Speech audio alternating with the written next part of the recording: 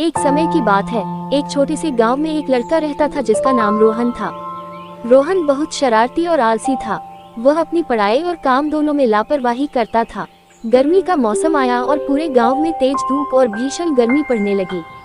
लोग अपने अपने घरों में छाया में आराम करते और गर्मी से बचने के उपाय खोजते।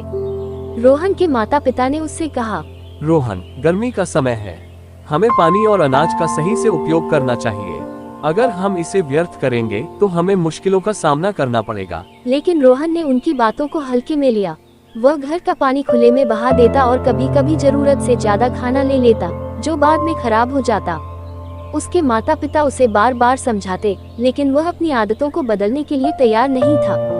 एक दिन गांव में पानी की कमी हो गई। कुएं और तालाब सूखने लगे। लोग परेशान हो गए और अपनी जरूरतें पूरी करने के लिए दूर दराज के गांवों से पानी लाने लगे। रोहन के घर में भी पानी खत्म हो गया। अब उसे समझ में आया कि उसने कितना पानी व्यर्थ किया था। उसके माता पिता ने उसे समझाया, देखो रोहन, अगर हम संसाधनों का सही उपयोग नहीं करेंगे तो हमें इन मुश्किलों का सामना करना पड़ेगा। रोहन ने अपनी गलती को स्वीकार किया और वादा किया कि वह अब से जिम्मेदार बनेगा। उसने तय किया कि वह न केवल पानी बचाएगा बल्कि दूसरों को भी इसके महत्व के बारे में बताएगा।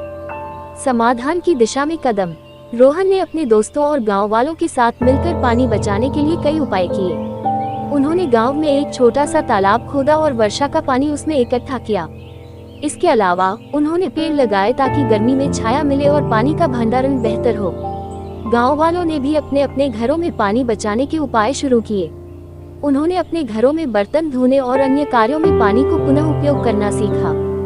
जागरूकता अभियान। रोहन ने ये भी सोचा कि अगर गांव के हर व्यक्ति को संसाधन बचाने का महत्व समझाया जाए तो यह समस्या पूरी तरह समाप्त हो सकती है। उसने अपने दोस्तों के साथ मिलकर एक जागरूकता अभियान चलाया। उन्होंने गांव के हर घर जाकर लोगों को पानी बचाने के आसान तरीके बताए, जैसे कि बर्तन धोते समय नल बंद रखना, बारिश के पानी को इकट्ठा करना और हर घर में कम से कम एक पेड़ लगाना। बच्चों के लिए विशेष कार्यक्रम। रोहन ने बच्चों को भी शामिल किया। उसने उनके साथ मिलकर एक खेल तैयार किया जिसमें बच्चे पानी की बचत के लिए पॉइंट्स कमाते थे। इस खेल ने बच्चों में जागरूकता बढ़ाई और उन्हें ये सिखाया कि छोटी छोटी बातें जैसे नल बंद रखना बहुत महत्वपूर्ण है। गांव में बदलाव। कुछ महीनों बाद गांव में फिर से पानी की समस्या खत्म हो गई। लोग खुश थे और रोहन की तारीफ कर रहे थे। अब रोहन भी समझदार और जिम्मेदार बन गया था। उसने सीखा कि संसाधनों का सही उपयोग करना कितना महत्वपूर्ण है। गांव के लोग अब हर साल वर्षा के मौसम में पानी जमा करने की योजना बनाते। उन्होंने मिलकर कई और तालाब बनाए और पुराने कुओं की मरम्मत की। इससे न केवल पानी की कमी दूर हुई बल्कि गांव का पर्यावरण भी सुधार हुआ।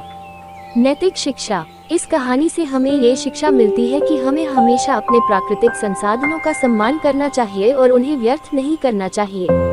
छोटी छोटी आदतें बड़े बदलाव ला सकती हैं और मुश्किल समय में मददगार साबित हो सकती हैं।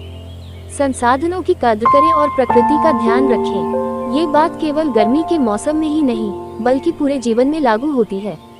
आगे की योजना। रोहन ने ये भी सोचा कि अगर इस जागरूकता को अन्य गांवों तक पहुंचाया जाए तो पूरे क्षेत्र में बड़ा बदलाव आ सकता है। उसने अपने दोस्तों के साथ मिलकर आसपास के गांवों में जाकर वहां के लोगों को भी पानी बचाने के तरीके बताए। उनकी मेहनत रंग लाए और पूरे क्षेत्र में लोग अधिक जागरूक और जिम्मेदार बन गए।